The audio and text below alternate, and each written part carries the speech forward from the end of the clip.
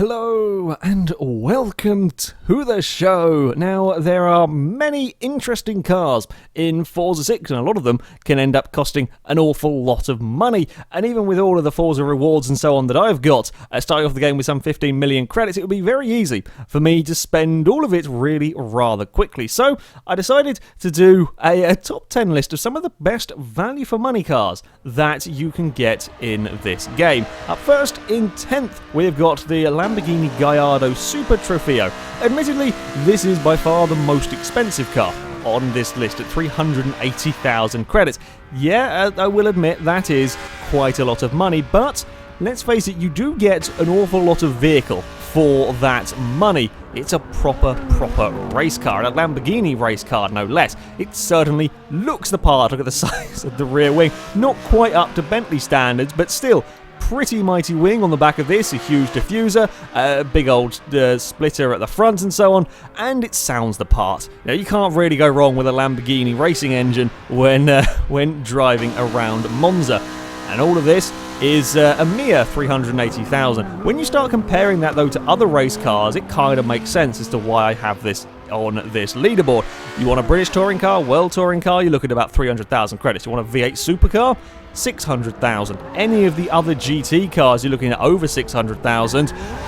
This is really not that expensive for what it is. It will keep up with the likes of the GT cars for half the price. It's only 80,000 credits more than a normal Lamborghini Gallardo. It's cheaper than the likes of the Lamborghini Murcielago, and you get a full-on race car. And it's even a relatively easy to drive race car. It's four-wheel drive, which means it's rather forgiving. Not completely forgiving, as you will now see as I go through Ascari. I bumped a curb, got it on two wheels, and that put me all out of shape through the corners. I had to jump the curb to try and make the turn.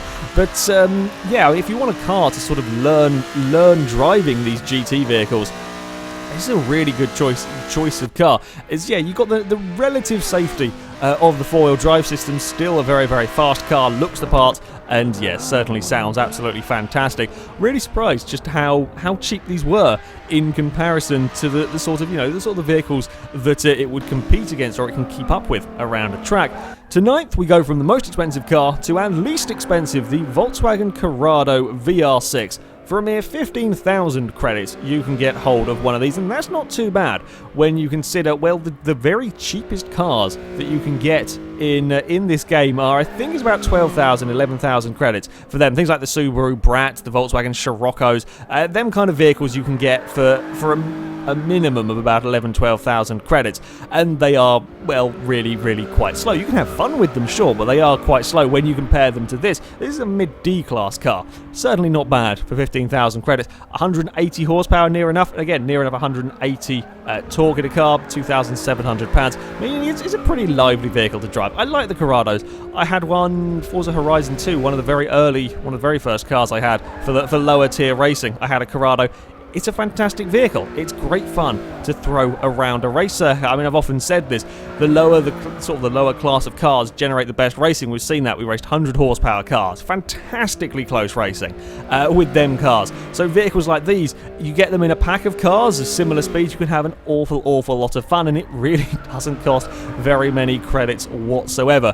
Being a front-wheel drive car, you may have noticed with this one, it does have a tendency to spin the unloaded front tyre. There we go. So we try to put the power down out of turn 2. Yeah, it'll do that as you go when you're really pushing the car hard. Sorry, it will leave a plume of smoke on occasions through some of the faster corners. It's an easy car to drive fast, these sort of vehicles, especially around a track like this. A lot of the corners you can take flat out. You can brake very late because you're never really going massively fast. Certainly not compared to some of the cars on this game. It's just one of these vehicles that is fun to drive. You will have fun driving this car around, sort of ragging it around, certainly the shorter tracks. It's not going to top out, it's not going to break any speed records from standard, but it's just an enjoyable experience to drive one of them. In 8th, we have perhaps a little bit of a controversial one, this one. The Ferrari 355 Berlinetta. 63,000 credits for this car. It's a mid B class car, and I will admit there are B class cars that will go faster for less money, as we will see later on in this particular video. However, you get a full-on, fully fledged, mid-engined, rear-wheel drive Italian supercar for 63,000 credits. That, I think, is definitely worth the money. I've always liked the Ferrari 355. There's something about Italian supercars. You can never quite explain it, you can never quite measure it, but they draw attention. There's something that draws you to them. Even non-car people will be drawn towards a Ferrari or a Lamborghini in a way that they won't be towards any other vehicle. There's just something that little bit special about them, and this is, to me, this is one of the perfect Ferraris, the 355. I prefer this over a lot of the modern ones. Admittedly, the 360 Challenge is perhaps one of my favourites of the Ferrari. That's quite a lot more expensive, though, 170,000 credits for that. You know, if you go down the lines of the F40, that's an awful lot more money. So like this, 63,000 credits for a proper mid-engine, rear-wheel drive Italian supercar. Yeah, that's pretty damn good. I mean, it's certainly not bad for B-Class, don't get me wrong, that is certainly not bad money for a relatively high B-Class car as well, but it's just the fact that you can have a Ferrari for this many credits. Like the Ferrari Testarossa is 110,000. I was expecting this to be, you know, the 100,000 credit sort of area, but no, just 63,000 for this car. It's a lovely car. Pretty good car to drive. A tad oversteery for me, can be a little bit twitchy if you get things slightly wrong, but yeah, on the whole, it is a relatively nice car to drive as well. As I was saying about B-Class cars for less money that are a bit quicker than the Ferrari, well, this is the prime example, a very top B-Class car, the Corvette Z06. 44,000 credits is all this thing's cost. That's, not a lot of money for the amount of performance that you get from this car. 405 horsepower, 400 foot-pounds of torque, more power, more torque than you got from the 355 and so on, for less money. Now, you would expect, perhaps, and certainly I did, for this to be not a particularly sophisticated car. I do love this camera shot of the Circuit of the Americas as well. It's a really interesting shot from on top of one of the large towers. I was expecting this to be not particularly sophisticated. It's a 2002 car, the Z06. I was wrong about this vehicle, though. It's surprisingly easy to drive. I was expecting it to be all leery and sideways, the brakes to be terrible, and it to just not really turn through the corners. I mean, if you are a real moron with the throttle, you can get the vehicle sliding around. Of course, you can with this much power going to the rear wheels, but you can still thrash the car around pretty hard. You can still be pretty aggressive, pretty adventurous with it, and it'll grip. It won't try and throw you at a wall. It won't try and kill you. I was, pleasantly surprised by just how well this car drove, and it does not cost very much money whatsoever. Admittedly, it's not my favourite looking of the Corvette. Certainly is nowhere near as nice looking as the Ferrari. But yeah, that's only a small price to pay when you can get so much speed out of a car like this for so little money. As we jump across some curbs, yeah, you can really get the cars flying nicely across some of the curbs around these tracks. Yeah, Corvette, you can't really go wrong with the Corvette Z06. Isn't at all as leery and scary as you might expect. Up into 6th, and we have got the Infiniti Q50 Rouge. We are starting to now get quite expensive with these vehicles. 100,000 credits for this particular car. However, you are again getting a lot of car for your money. You are essentially getting the fastest four-door saloon car there is. That is what you are paying the 100,000 credits for. It was a very tough decision for this leaderboard, whether to go with the Infiniti or to go with the Tesla. Now, the Tesla is more powerful, a lot more torque and so on. Tiny bit more expensive. The Tesla 110,000 credits, whereas the Infiniti is 100,000. However, the Tesla is an awful lot heavier, and I prefer the way the Infiniti drives. The Tesla is very cool. I do like the Tesla, but for me, the Infiniti is the slightly better car. I mean, I say this is less powerful than the Tesla. The Tesla has nearly 700 horsepower. This has 560, which is still a hell of a lot in a four-door saloon car. 440 foot-pounds of torque. It's a heavy brute compared to the other cars on this leaderboard so far, 3,800 pounds. but it doesn't feel like it's that heavy. It's still very, very agile through the corners. It is four-wheel drive as well, which means when you come to be tackling a pouring wet day at Spa, it's not as terrifying to drive as you might expect. Even with me struggling, I'm horrible at that corner. I still haven't figured out a way to get around it quickly. Managed to understeer wide this particular time around. Yeah, 100,000 credits. You get a car. It's a mid-A class car, which is pretty damn good for the sort of the PI points that this car has. But you're looking at the Mercedes, like the four-door Mercedes, the BMWs, and so on. They're more money, and they don't stand a hope in hell of keeping up with the Infiniti. Yeah, it is an incredibly fast four-door saloon car that gets very, very sideways coming out of that turn. But yeah, I mean, it's another relatively forgiving, relatively easy car to drive quickly. Into fifth, we've got the TVR Sagar S. Now, this car does tend to do pretty well when it comes to value for money. 61,000 credits for the Sagar S, and for that you get a lowish A-class car. 406 horsepower in this, 350 torque, but it only weighs 2,300 pounds, which means it is a pretty lively car. Now, I love the craziness of TVR. It's just an absolutely bonkers car. It has more vents than you can care to count. The exhausts stick out at a really peculiar angle. The rear wing is see-through, and it's more of a kind of a wall than a proper spoiler we'll see as we come through here. It's a bizarre car. The TVRs, they always have been, though. There's part of the charm of them. I mean, it comes with this, I think, is it pearlescent? Is that the right way to describe the paint? I can't remember exactly. This purpley, bluey, greeny colour. It just works so well when you put it all together on a TVR. It's a bonkers car. However, when it comes to driving, it isn't as bonkers as I expected in Forza 5. I love this car in Forza 5. It was a very, very quick car, but an incredibly easy car to slide around and mess around with. On 6, it's actually really quite a nice vehicle. I was amazed when I was driving it around Silverstone. It was really well behaved. Yeah, you can have the old Larry sideways TVR fun if you want it to. Boot the throttle an awful lot, and yes, you can get the car very sideways. However, again, much like with the Corvette, if you drive it relatively sensible, you can still really chuck this car around a track, and it will have a lot of grip. Be careful with the curbs, though. If you are bouncing it across the curbs, it won't be long before it will spit you into a wall. But yeah, you can push this car really hard. You can push it harder than I was expecting to be able to push a 400 horsepower TVR. You get a little wobble on going towards the curbs, but you can get away with a lot in this car, and it is a bloody fast car for 60,000 credits. Up into fourth place, it is the Lotus Carlton, a car that I absolutely adore.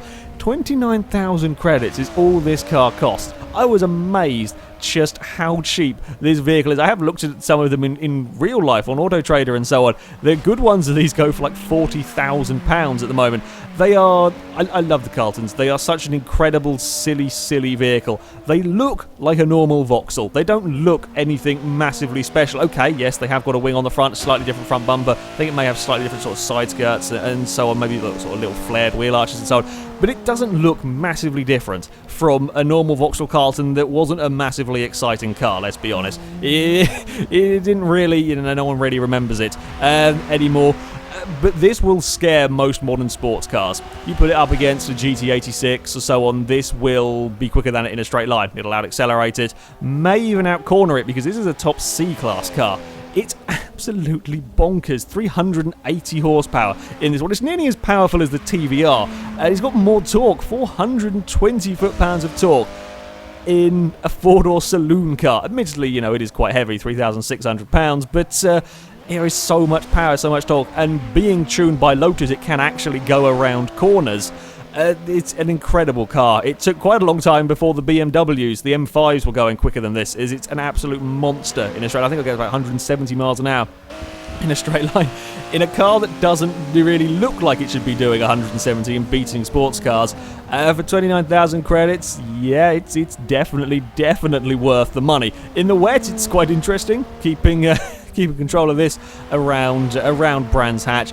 I absolutely love the Carlton, and I was astounded with just how cheap it is to acquire this car.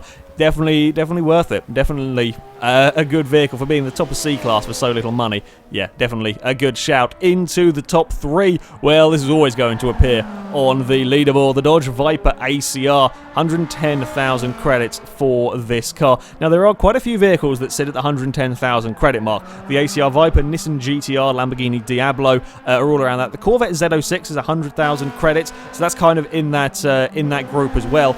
The reason why I picked the Viper over the rest of them are very, very good value for money and so on, but the Viper is just quicker than all of the other cars. For me, this is pretty much the perfect handling car. It's just absolutely suits my driving style because the back end will not move around despite being a 600 horsepower rear-wheel drive American car. The back end is planted on the road at all times. It hates sliding around, which it goes very, very well with my driving style with that huge wing at the back. It's not the fastest in a straight line. No, I think it'll only get up to about 180 miles an hour because there is so much drag on the car to make sure that it gets around the corners. But it does get around the corners so well. It is such an absolute joy to drive. Admittedly, other people with different driving styles have often said that this is quite an understeery car, and that is true to an extent, but the balance of the vehicle suits me absolutely perfectly, and it is phenomenally quick. around a lap of the track. Yeah, the other cars I mentioned at the start, they're great cars. They're the Corvette, the Nissan, the Lamborghini and so on. They are great vehicles, but they do not stand a hope in hell of keeping up with the Viper when it comes to racing around the track.